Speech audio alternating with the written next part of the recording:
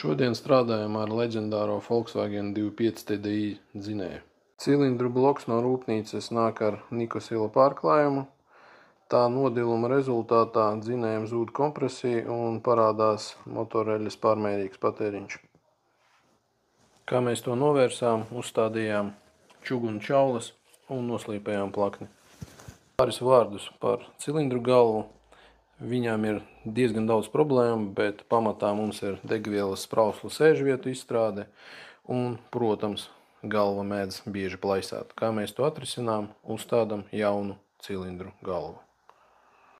Vēl viena šāda dzinēja vājā vieta ir sadales vārsta, bet konkrēti ir kuleciņa izstrāde, kā rezultātā rodas arī grūdēju nodilums. Kā to atrisina?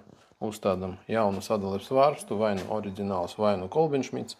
Citas nestrādā un, protams, jauni grūdēji. Ja šis video tev bija interesants, seko mums līdzi un laiko.